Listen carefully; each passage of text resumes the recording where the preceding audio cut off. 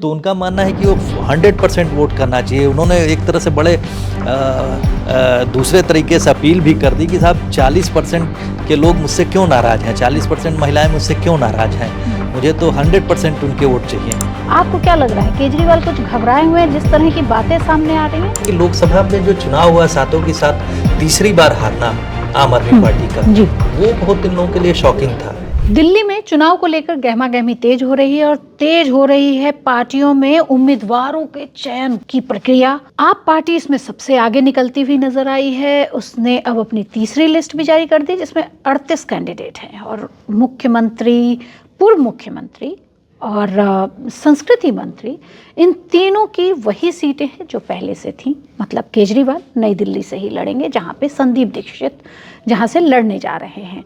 सौरभ भारद्वाज अपनी ही सीट पे हैं और आतिशी भी अपनी जो सीट से वो लड़ती रही हैं वहीं से हैं।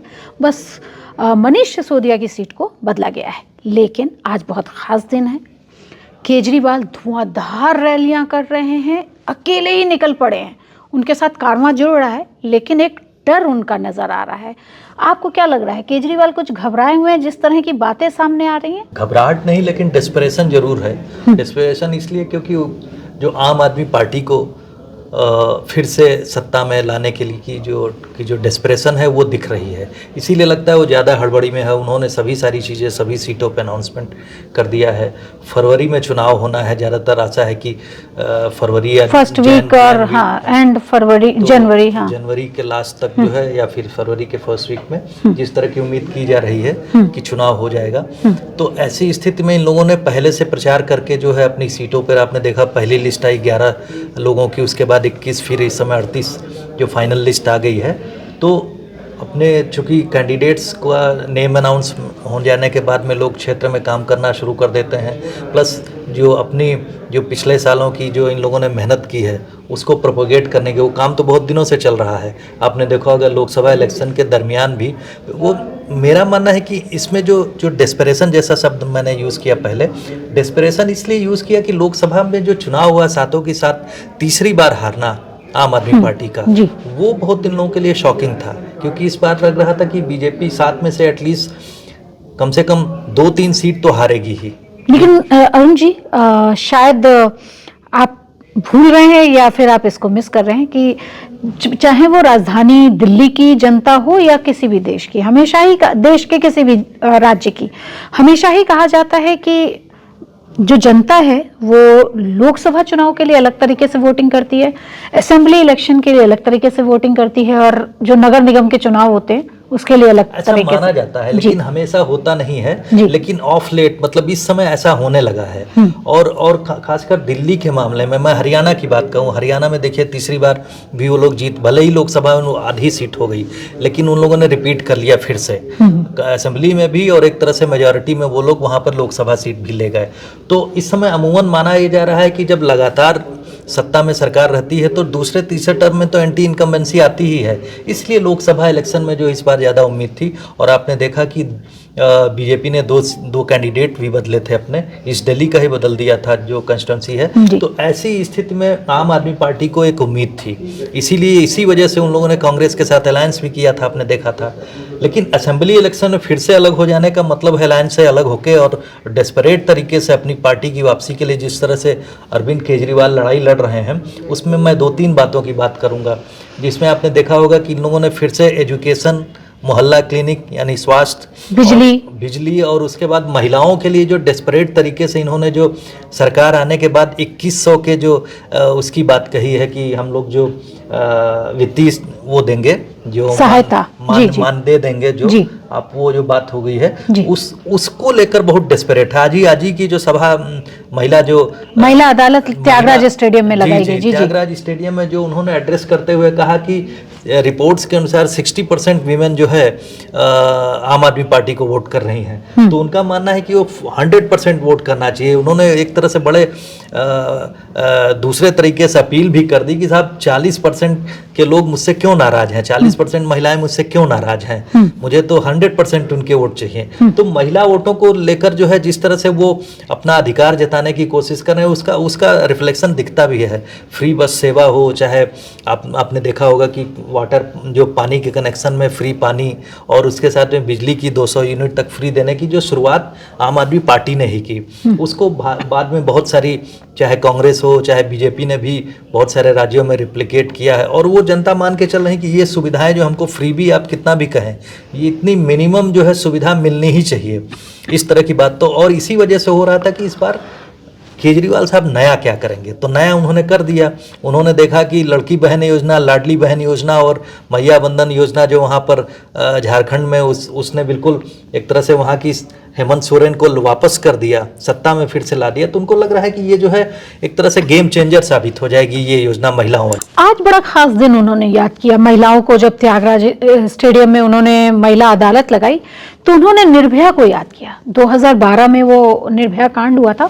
आपको क्या लगता है कि महिलाओं को इस तरह से एकजुट कर क्या वो पूरी बाजी बदल देंगे? देखिए, मैंने आपसे कहा कि जिस तरह से उनका डेस्परेशन है, 2100 रुपया जो उन्होंने कहा कि सत्ता में आने पर सभी महिलाओं का 18 साल से ऊपर महिलाओं को जो है और हम देंगे, तो उसका असर तो पड़ेगा। और दूसरी बात मैं कह दूं कि जो उन्होंने जो निर्भया कांड में जो महिला विमेन सिक्योरिटी से उसको रिलेट किया, इस समय आप देखेंगे कि दिल्ली में लगातार अपराध बढ़े हैं, इसमें कोई शक नहीं है। जिस तरह से वसूली गैंग एक्टिव हुआ, भले ही उन लोगों का इनकाउंटर हुआ है, लेकिन लॉ एंड ऑर्डर की सिचुएशन दिल्ली में जो है, दिल्ली अभी भी महिलाओं के लिए सेफ उस तरीके से नहीं दिख रहा है जिस तरह से मैं कहूँगा कि और कुछ एक शहर हैं जो देश में जहाँ पर महिलाओं की सुरक्षा को, या मुंबई इवन बहुत सेफ माना जाता है।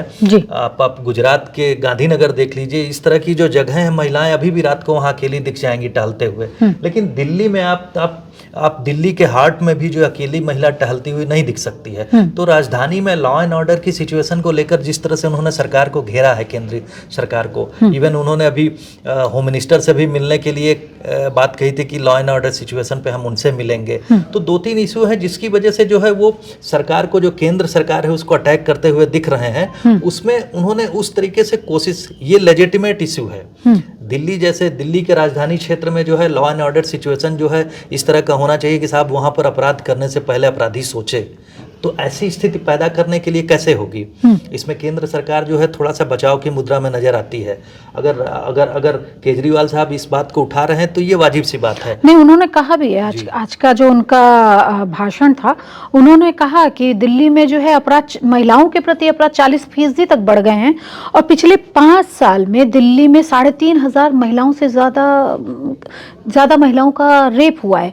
और वो हमेशा से टारगेट करते रहे हैं दिल्ली पुलिस को। दिल्ली पुलिस चूंकि उनके अंडर में नहीं आती है, तो उनका ये भी कहना है कि लॉ एंड ऑर्डर जो है वो केंद्र सरकार के हाथ में, इसलिए दिल्ली की ये स्थिति बनी है। और इसी के साथ में वो भी रिलेट करते हैं कि दिल्ली को संपूर्ण राज्य का दर्जा प्राप्त होगा तो उनके पास लॉ एंड ऑर्डर यानी पुलिस उनके साथ में होगी, तो वो बखूबी जो है लॉ एंड ऑर्डर सिचुएशन को कंट्रोल कर पाएंगे। लेकिन उसमें कानूनी खामियां हैं, वो तो सुप्रीम कोर्ट तक उन लोगों ने लड़ाई लड़ी है, वो पूर्ण राज्य के दर्जे से रिलेटेड है।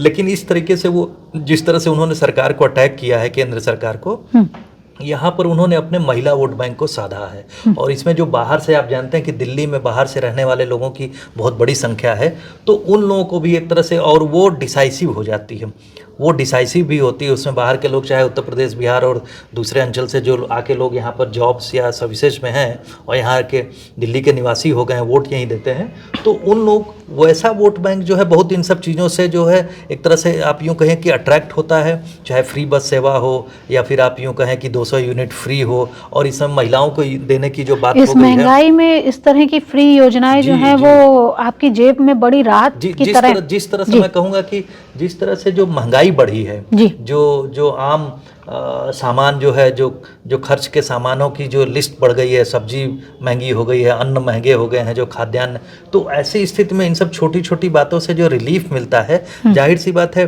केजरीवाल जो कोर इशूज को हिट कर रहे हैं, और कोर इशू पे ही इस समय जो आप जानती हैं कि जो वोट बैंक जो है लार्जर इशू पे नहीं, वो तो इमीडिएट अपने इंटरेस्ट देखता है। तो ऐसी स्थिति में जो है ये कोर इशू जो है बहुत प्रभावी होंगे इस दिल्ली के चुनाव में। अच्छा, लेकिन देखिए इस बीच में जो भाजपा के प्रदेशाध्यक्ष हैं वीरेंद्र सचदेवा जी, उन्होंने भी बड़ा बयान दे दिया जी। उन्होंने कहा है कि काश अरविंद केजरीवाल खुद को देख पाते और स्वाति मालीवाल को इंसाफ दिला पाए होते। ये बहुत बड़ा मुद्दा है। आपने देखा होगा कि लोकसभा के इलेक्शन के दरमियान भी ये मुद्दा छाया हुआ था महिला सुरक्षा की बात करते हैं, लेकिन अपने अपने पार्टी के एक एमपी जो कि चीफ मिनिस्टर हाउस में उसके साथ दुर्व्यवहार हो जाता है, तो ये बहुत बड़ी बात है। मैं समझता हूँ कि ये चुनाव में मुद्दा रहेगा जी। ये चुनाव में जो बीजेपी बखूबी ये मुद्दा उठाएगी, क्योंकि जिस तरह से ये मुद्दा हुआ, दूसरा करप्शन का मुद्दा हुआ, ये 2-3 मुद्दे हैं जो कि बहुत बहुत तेजी से जो है इस बार चुनाव के प्रचार में रहेंगे। मैं तो कहता हूँ कि कांग्रेस पार्टी जो कि इनके साथ अलायंस में नहीं है, कांग्रेस पार्टी भी इस समय एग्रेसिव हो गई है कुछ चीजों होना भी चाहिए जी, होना भी चाहिए, क्योंकि कांग्रेस पार्टी को भी जो है अपने स्तर पे जो है, क्योंकि भाई उन लोगों ने शीला दीक्षित ने लगातार 3 बार चीफ मिनिस्टर रही हैं, तो दिल्ली को बदलने में उनका बड़ा कंट्रीब्यूशन रहा है। ऐसी स्थिति में कांग्रेस अपनी जमीन को तलाशती हुई फिर से अपने को पुनर्जीवित करने की कोशिश कर रही संदीप दीक्षित के लीडरशिप में। और संदीप दीक्षित ने एक तरह से बहुत अच्छी बातें, 2-3 बातें कही कि जिस तरह से डेस्परेट है आम आदमी पार्टी और सिमटती हुई दिख रही 30 के पास। ये बात उन्होंने कही है कि इसलिए वो लोग जमीन तलाश कर रहे हैं। उनका मानना है कि 50 के करीब सीटों पर वो लोग बीजेपी से 1 and 1 है, तो एक तरह से देखा जाए सीधी लड़ाई बीजेपी और कांग्रेस में, ऐसा वो क्लेम करते हैं। ऐसा ये पूरी तरह से सच भी नहीं है, लेकिन उनका अपना क्लेम है कि मुझे लगता है कि कांग्रेस के पास अभी कई मुद्दे हैं जिसको लेके वो केजरीवाल की तरफ जो है वो बंदूक तान सकते हैं, या कहें बंदूक तानना अगर गलत शब्द हो तो वो कह सकते हैं कि उस पर लड़ाई की जा सकती है या उस पर बहस की जा सकती है। और संदीप दीक्षित के पास बहुत सारी ऐसी चीजें हैं, चाहे वो केजरीवाल का वो शीश महल तो छोड़ दीजिए, बिजली पानी ये फ्री में दे रहे हैं, लेकिन दिल्ली कितने कर्ज में डूबी हुई है। मैं बताऊं, इसी पर आपने कहा तो मैं कहूंगा कि जो ये फ्रीबीज पे तकरीबन पहले 15% के आसपास में दिल्ली के बजट का पैसा खर्च होता, ऐसी रिपोर्ट्स कह रही हैं। अब ये जो महिला योजना लागू होने के बाद में कहा यह जा रहा है कि ये 20% प्लस हो जाएगा, तो पूरे बजट का 20% जो है इस तरह की फ्रीबीज पे स्पेंड कर देना बहुत रेशनल नहीं है। भले ही वो क्लेम करें साहब कि हम लोगों ने इतने फ्लाईओवर्स बता दिए, इतनी सड़कें बना दी, हमने दिल्ली को बदल दिया, लेकिन ऐसा कुछ है नहीं। सच्चाई में देखा जाए तो दिल्ली में अभी बहुत कुछ राजधानी के स्तर पर होने के लिए बहुत कुछ किया जाना था, लेकिन केंद्र सरकार के साथ जिस तरह से लड़ाई लड़के आम आदमी पार्टी ने जो है बहुत सारी चीज़ों पे को एक तरह से नेग्लेक्ट किया है, वो तो सबके सामने है। जनता ऐसा नहीं है, मैं कहता हूँ कि उनके कोर वोटर्स हैं, लेकिन ऐसे भी लोग एक अवेयरनेस, दिल्ली में अवेयरनेस बड़ी है। दिल्ली में अवेयरनेस का लेवल ये है कि साहब हो सकता है उसी वजह से केजरीवाल बहुत डेस्परेट हैं, क्योंकि जिस तरह से उन्होंने इमोशनल अपील की थी लोकसभा इलेक्शन के दरमियान। ऑटो वालों से बेहतर कौन होगा, जो उन्होंने जिस तरह से पिछले 5 साल में या 10 साल में उन्होंने ऑटो वालों को अपना एक कोर वोटर बनाया था। ऑटो वाले पिछले चुनाव में छिटक गए, भले ही वो जीत के आए, पिछली बार सरकार आप पार्टी की बनी, लेकिन ऑटो वाले उनसे छिटके थे, क्योंकि जितनी बातें उनसे कही गई थी उसमें से कुछ भी पूरा नहीं हुआ। इस बार फिर ये बड़े बड़े दावे लेके ऑटो वालों के साथ आए हैं।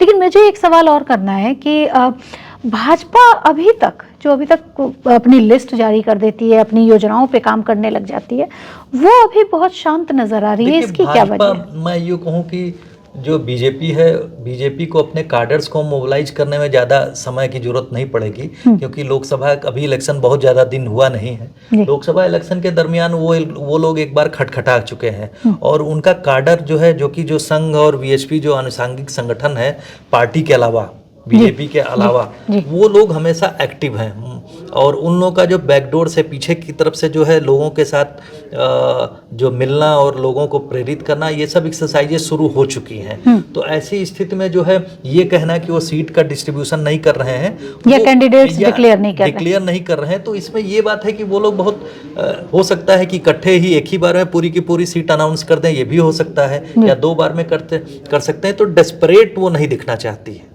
मुझे लगता है कि वो कॉन्फिडेंट है कि इस बार हम लोग बेहतर करेंगे, ये भी चीज हो सकती है, ये भी बात हो सकती है। अच्छा, तो आपको लग रहा है कि वो कॉन्फिडेंट हैं और एक ही बार में ये अनाउंसमेंट की जा सकती है? जा सकता है, ऐसा भी हो सकता है, क्योंकि उनके पास में इंफ्रास्ट्रक्चर है। इंफ्रास्ट्रक्चर मेरे कहने का मतलब जो ऑर्गेनाइजेशनल स्ट्रक्चर है, भले ही उनके पास दिल्ली में कोई इस समय बड़ा नेता उस शक्ल में नहीं दिखता है कि जिसके ऊपर कहा जाए, लेकिन ऐसा भी नहीं। बीजेपी के पास यंग लीडर्स की इस समय एक देखा जाए तो कतार है, दिल्ली में तो है ही है। आप बांसुरी की बात कर, बांसुरी स्वराज की बात नाम ले सकते हैं। इस तरह के नेता उनके पास इस समय है, ऐसा नहीं है। और दूसरी बात यह है कि उनके पास जिस तरह से करप्शन के मामले पर उन लोगों ने केजरीवाल को घेरा है। जी। स्वास्थ्य के मामले पर आपने देखा कि अस्पतालों की बात करते हैं, लेकिन अस्पतालों में मोहल्ला क्लिनिक एक तरह से देखा जाए फेल ही हुआ है। जी। उसका बहुत ज़्यादा व्यापक असर हुआ नहीं है। स्कूलों की बात करते हैं तो स्कूलों में भी जो शिक्षा व्यवस्था, कुछ चीज़ें कुछ जगहों पे बेहतर हुई, इससे कोई डिनाई नहीं किया जा सकता। और जो मैनेजमेंट की मनमानी हुआ करती थी उसको केजरीवाल सरकार ने बहुत हद तक जो है संभाल दिया था। लेकिन फिर भी जिस स्तर पे जो प्रोपेगेंडा है, प्रोपेगेंडा और फैक्ट में दोनों में तो अंतर तो है ही। मैं आपको एक जगह पे करेक्ट करूंगी, क्योंकि मैं जैसा कि मैं बार बार कहती हूँ कि मैं रिपोर्टर रही हूँ, और जब वो मिड डे मील शुरू हुआ था उस समय तो मैं जाती थी। मैं आपको बताऊं कि मैं दिल्ली के ईस्ट दिल्ली के और वेस्ट दिल्ली के और जैतपुर, इधर साउथ ईस्ट वाली जो एरिया हैं, वहाँ सारे स्कूलों में मैं, उस समय शीला दीक्षित की सरकार थी, मिड डे मील शुरू हुआ था। स्कूल में इन्होंने क्या किया, सिर्फ आपने रंगाई पुताई की और एक दो स्कूलों में स्विमिंग पूल बना दिए। लेकिन जिन जिन स्कूलों को आज भी मॉडल स्कूल की तरह दिखाया जाता है, मैं आपको और अपने दर्शकों को भी मैं ये कहना चाहती हूँ कि वो स्कूल एज इट इज़ उसी स्ट्रक्चर के साथ हैं। कभी ईस्ट दिल्ली के अंदर वाले स्कूलों को भी तो दिखाओ जिसमें कि कुछ नहीं किया गया तो वही मैंने कहा, फैक्ट्स और प्रोपेगेंडा में अंतर है। जी। कुछ चीज़ों पे बहुत सारी चीज़ें कर दी हैं जो मॉडल के रूप में इस प्रस्तुत किए गए हैं, उनमें तो शक्ल बदली है, लेकिन ऐसा नहीं सभी जगह दिल्ली में ऐसा सब कुछ आमूल-चूल परिवर्तन हो गया जो कि किया जा सकता है, क्योंकि लगातार आपकी सरकार रही है। गंदगी बढ़ गई, कूड़े का ढेर हो गई दिल्ली। मतलब ये तो आप खुद दिल्ली में रह रहे हैं, आप ज़्यादा अच्छा जानते हैं कि हर दूसरे दिन निगम से लड़ाई होती थी, फंड नहीं आया और कूड़े के ढेर में बदल गई। एक और चीज़ जो पिछले दिनों में अभी जब सैटरडे संडे को छुट्टी थी तो मैं घूमी, तो वहाँ पे बच्चों ने और लड़कियाँ खासकर ये पूछ रही हैं कि ये क्राइटेरिया इन्होंने अभी तक नहीं बताया है कि 2100 रुपये किन लड़कियों को दिए जाएंगे, किन महिलाओं को दिए जाएंगे। क्या वर्किंग महिलाएं हैं उनको भी 2100 रुपये उनके अकाउंट में आएंगे, और कितने % महिलाएं वर्किंग है। तो केजरीवाल जी को ये टैक्स पेइंग महिलाएं हैं उनको तो नहीं मिलेगा, जाहिर सी बात है। 18 साल के ऊपर की महिलाएं हैं जो कि स्टूडेंट भी 18 साल के ऊपर, उनका आधार कार्ड है, उनका वोटिंग जो वो बना हुआ है, पहचान पत्र है, वोटर आईडी कार्ड है, ये सब चीज़ें रिक्वायर्ड डॉक्यूमेंट्स होंगे और वो लोग वोट भी करते होंगे। और इनकम टैक्स जाहिर सी बात है उस सेगमेंट से नहीं आते हैं, तो जाहिर सी बात है वो सभी लोग कवर्ड होंगे, ये बात तो कही जा सकती है। अभी बहुत सारे सवाल जनता के मन में है, खासकर महिलाओं के मन में है कि ठीक है, बस की टिकट तो हम सभी के लिए फ्री है, जैसा कि उन लड़कियों ने बोला जिनसे मैं बात कर रही थी, लेकिन उन्होंने पैसों के मामले पे कहा कि इस तरह की अनाउंसमेंट उन्हें नहीं करनी चाहिए, या वो अनाउंसमेंट करते ही वहाँ पे क्लियर करें कि वो किन महिलाओं के लिए ये थोड़ा सा आप सही कह रही हैं, क्योंकि इस तरह की अवेयरनेस आ गई है। दिल्ली चूंकि कैपिटल है, यहाँ पर लिटरेसी रेट अच्छा है, तो कुछ सेगमेंट को छोड़ दिया जाए जो फ्रीवीज के ऊपर ही सब कुछ कुर्बान करने को तैयार है। लेकिन एक पैरेलल सेगमेंट है समाज में जो कि नहीं चाहता है, उनको पता है कि इन सब के बदले हमें क्या नुकसान होता है। ये इस तरह का भी एक वर्ग है, लेकिन वो देखा जाए कि वो बहुत बड़ा वर्ग नहीं है जो कि वोटिंग पैटर्न को प्रभावित कर सके। लेकिन ऐसा नहीं, इस तरह की अवेयरनेस दिल्ली में ज़बरदस्त है। तो दिल्ली की जनता जागरूक हो रही है। तो आप जब अनाउंसमेंट करें, या कोई भी राजनीतिक पार्टी कोई भी अनाउंसमेंट करे, तो उसको बहुत ध्यान रखना होगा कि ये किसी गांव देहात, वैसे तो हर जगह की जनता बहुत ही जागरूक है, उसको पता है कि कौन सा नेता उनके लिए क्या करने जा रहा है। आप इस बारे में और क्या जानना चाहते हैं, इस दिल्ली चुनाव को लेकर आप क्या जानना चाहते हैं, हमें कमेंट बॉक्स में आकर जरूर बताएं, और देखते रहिए India.com।